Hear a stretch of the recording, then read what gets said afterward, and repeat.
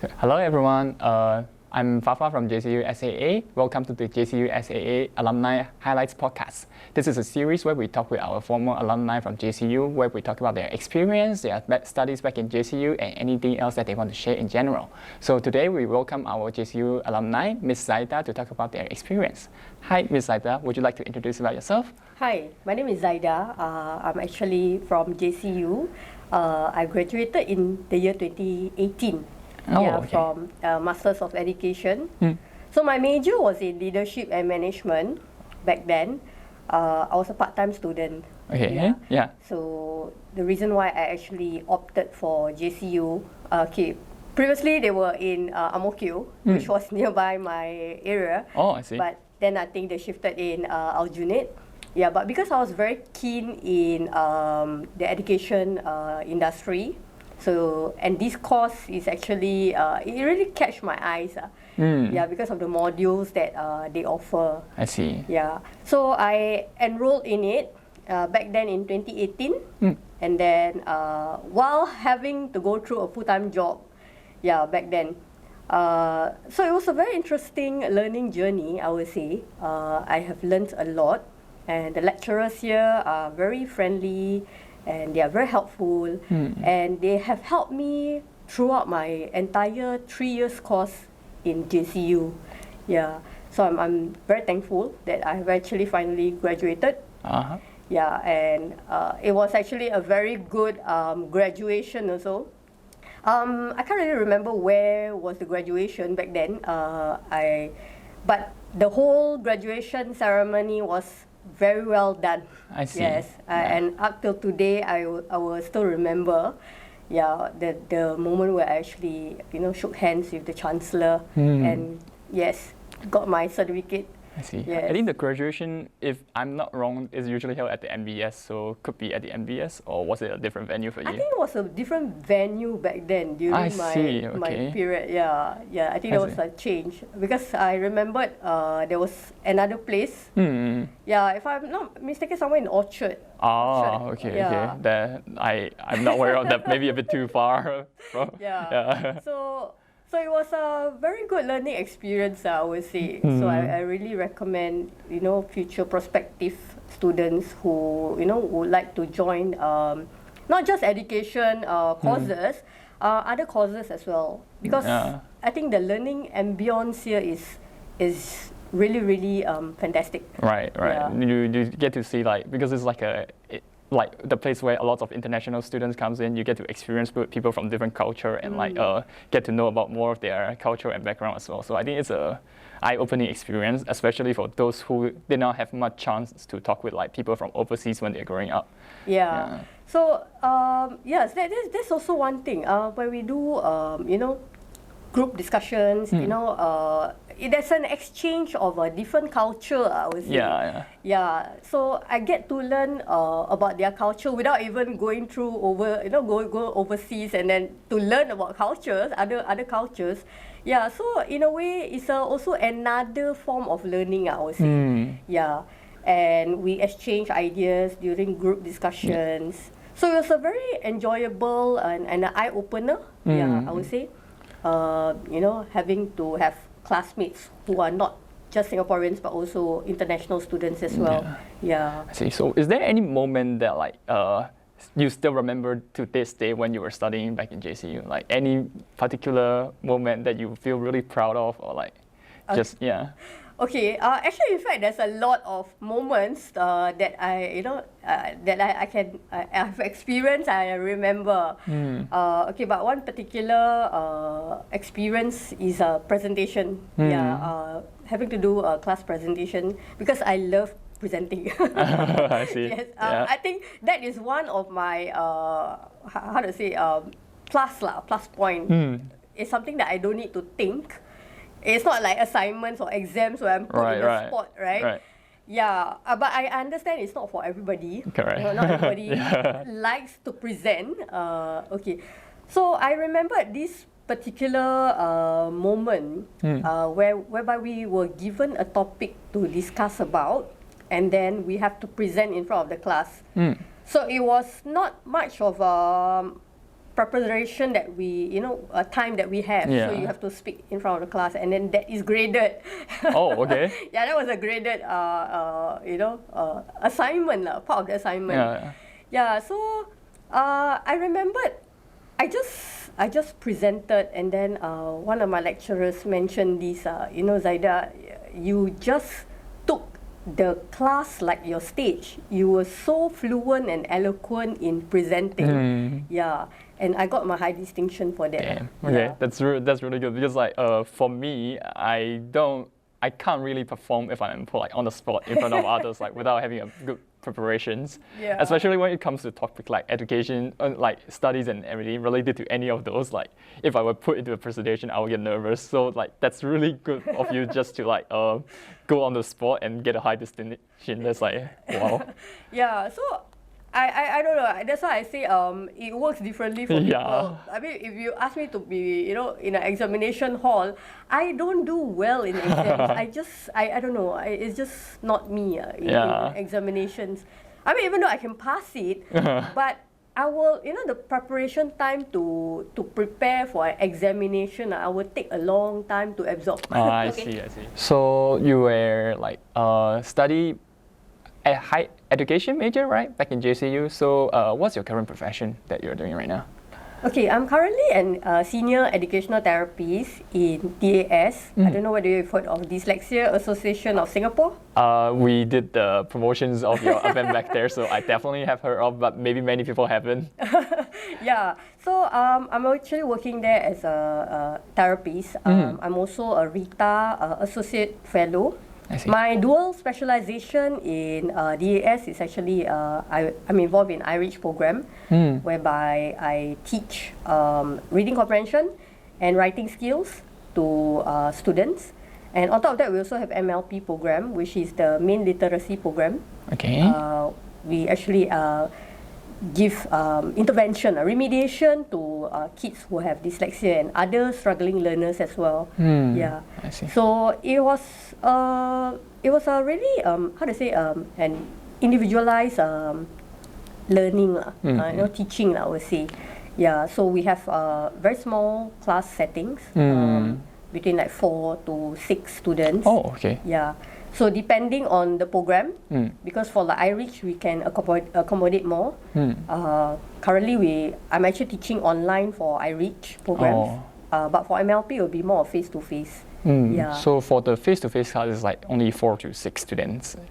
Depending on your class, class size. So if you have a bigger class, then it will be easier to accommodate more. So for myself, currently I have about between 4 to 5 students, depending on the class timetable. So every class will be a different timetable. Like I cater more to primary level and secondary school level. I see. Yeah. Okay.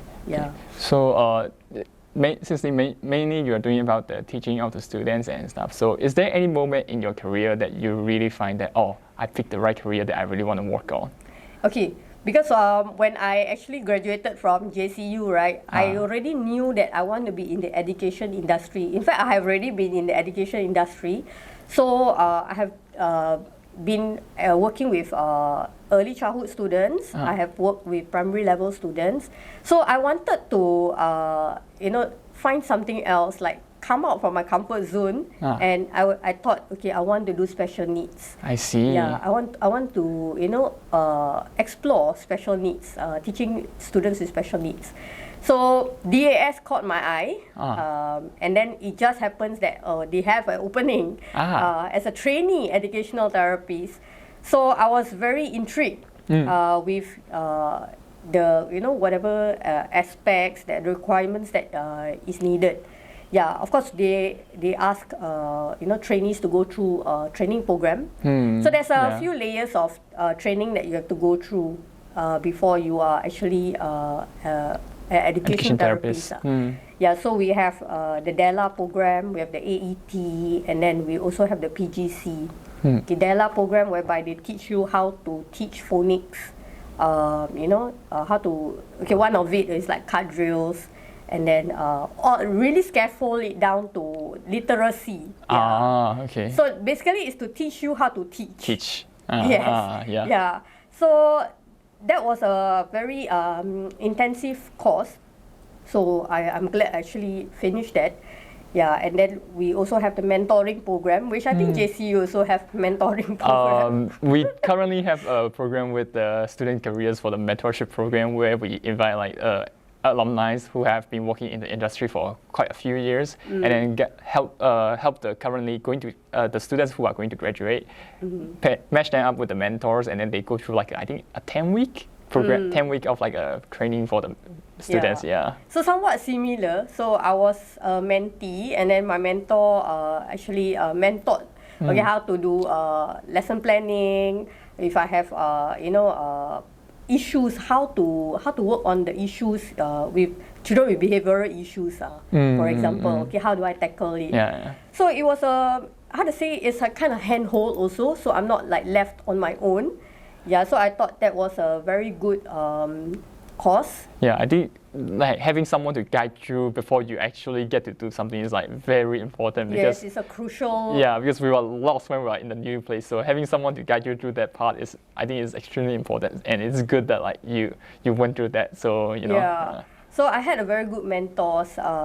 So she actually guided me through all the way. In fact, up to today, if I'm still like struggling with some things, I will always like come to her, and then she will, she will always be the light, at the end of the tunnel for me. Yeah. So in any moments that I am stuck with something, she will be there to guide me. I see. Yeah. I see. So I'm very thankful with the staff in DAS, who have been not just guiding me in terms of my work, but there are also other, aspects. So it's a very good environment to work in. I see. Yeah. So since we're already on the topic of DAS, maybe you can share us something about like any ongoing event that they have, or like you would encourage people to join. Okay. Yeah. Currently, we actually have Move for Dyslexia. For this Move for Dyslexia, I'm actually involved in this initiative. So what we actually do is the reason why we have Move for Dyslexia is to actually aim to help to raise awareness and also raise funds for the low income families for the children to receive intervention. So what is this Move for Dyslexia about? Basically is a charity event. Just to put it like very simplified Simple, term. In a nutshell. Correct. And what do you have to do in this charity event is you have to run for walk or run for 30 kilometers. 30 kilometers. It's doable. It's doable. Okay. It's doable. Okay. Yeah, I think you can do it. Yes. Because walking, I think every day you have to walk, right? Yeah, but I think at most about like 2 to 3 kilometers at max. Okay, but you need not walk or run in at one go. You can accumulate it. And then maybe 2 kilometers today, 2 kilometers today. Then total will be 30 kilometers. All right. Yeah, that is for walk and run category. Yeah. Okay. We also have a cycling category. I see. So you can cycle your longest distance in the period of 30 days. Longest distance, so yes. As long as within the 30-day time frame. Within the 30. Let's say December 1st to December 30. So in that 30 days, so if you cycle every day, you clock in 50 kilometers, 10 kilometers, so accumulate it. So that will be like your longest distance. I see. So how do they like actually track how much you have run? Do you have to report to them using? I use an app. So you can use any app, a fitness app to track. Okay. I usually use Strava. I see. Right, not sponsored, but I use Strava to track how many kilometers that I have run and cycle. I see. Yeah, and then you submit it through the website, the DAS website. Okay. Then from there they will determine the winner. So I actually won twice, second prize. Okay. And then last year I won third prize. So do you want to get the first prize this time around? Why not? If happen, I can run faster. I won't mind first prize. Okay. So after the distance have been tracked, right? How did the charity event go around? So like they they track the distance that you run. So do you get like any certificate or anything that you participated in this? Yes, there is a badge, an okay. e-badge to show that they will email it to you to show that you have participated in this event, even though if you don't win anything. So there is this e-badge that they will send to you via email. I see. Okay. So at least like, even though I didn't win or anything, I get like a recognition that you actually help us. Yes. Okay. And that's really cool. It's more of it depends on how you look at it. It's more of the intention of having to help students who come from low income family. They really need intervention. So with these funds, it's actually beneficial for them. They can receive intervention at a subsidized rate. So I think it's not just like having fun. You are having fun, but you're also helping out others in need. And it's something that I enjoy doing because it's fitness related. So we all need some reason to push us to get fit. Correct. So it's like a win-win situation. I see. So for this move for dyslexia, right? You mentioned that you have won second place twice and then third place once. So how often does it reoccur? It's actually a yearly event. I see. So usually it occurs during World Dyslexia Awareness Week, which is in October. I see. So every year we will have this event, and we encourage participants to come and bring your families, friends, and join us. I see. Especially during the launch, which we recently launched at Gardens by the Bay on September 20. I think it was 29th or 30th September. I see. So usually it's within that period, October period. October to September. September to October. September is the launch. So sometimes depending, it'll be September launch or early October. So usually we will pick one of the Saturdays. During that week. Okay. So it will be ongoing all the way until 31st of January. Before you can submit your how many kilometers that you have covered. I see. Especially for cycling. So even for now, you are still I have just completed my 30 kilometers run. Okay. So I'm yet to cycle. I see. So I think it's a good fitness exposure. You can. It's very simple. You can just start with walking. Because I believe every day everyone still have to walk. Still have to walk to office, right? or still have to walk to office or come back to the bus stop or anything. So you just use your any fitness tracker, your fitness watch, fitness app. You just turn it on and then just walk and accumulate it until 30 kilometers. I believe, Fafa, you can do it. I definitely can do it.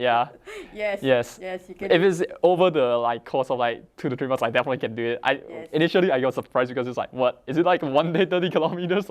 I think it's doable. I have done that before. One day? Wow. 30 kilometers Macritchie, but you have to go when it's not a rainy season. Of course. Because if not, it'll be very slippery. Yes. Yeah. I think rainy season is like the bane for our walking activities. Correct. But I still do cycle when it's raining. I think cycling in the rain is kind of fun. I did it before, so But not for your bike, because you can spoil your bike. Correct. It's like I did it once, I find it fun, but I wouldn't do it again kind of scenarios. Of course, if there's no lightning and all, right. it will be fun to cycle. If it's just light rain, it's like a storm. It's like a storm or anything. Don't go out. Yeah. Correct. Yeah. You can even do it in the gym, like you walk on a treadmill. There's a tracker there. Wait, that counts too? Yeah, you can just take a picture and then just upload that for submission. Okay. So there's no excuse. Right. We strongly encourage people, as long as you're able-bodied, and then I think this will be a good start for your fitness journey as well. So join the dyslexia, you help other people out and you also help you out. Correct, yes. That's why I say earlier it's a win-win situation for everybody. Okay, so apart from your profession and other stuff, do you have any other hobbies that you like to do in your off time? Okay, actually I have a lot of hobbies. I like to paint. But most of the time, I'm always involved in fitness. I see. Okay. Because painting, once I paint, I don't know where to keep. So I ended up giving it to people. Okay. Yeah. So I invest a lot of time in fitness because I go to the gym. That is like my de-stressor apart from work. I also cycle. Yeah. And then recently, I'm actually doing a fitness dance. Which is the Zumba dance. I see. Yeah. So I got my license from the National Registry of Coaches, yeah. You can, technically you are legally allowed to teach people. Correct, teach people how to dance. So Papa, you can join that as well. I will think about it. It's not just for female, it's for male as well. Yeah. So, so these are some of the hobbies that I actually do. And it's like a kind of de-stressor, like I mentioned. It's like recharge you, when you have de-stressed and then you recharge. And then you go back to work. Yeah. So in a way, I think that's how I survive all these years. With DAS. I see. Yeah. Having like a hobby that you really like to do is I think is a really good way to keep your sanity up especially when your work is a bit stressed. If you don't have anything that you like to do, you'll just be like bummed about it. But, correct. Yeah. I think in not just in DAS, I think any organization that you work in, you have to find something that de-stresses you, and then for you to recharge yourself. It's good for your mental health. Yeah. Thank you for joining our first ever JCUSAA Alumni Highlights Podcast. Please follow our Instagram to get updated with the latest news from our Alumni Association. Also, please follow DAS Singapore and Zaidah to continue support the Dyslexia Association of Singapore and catch up with their events.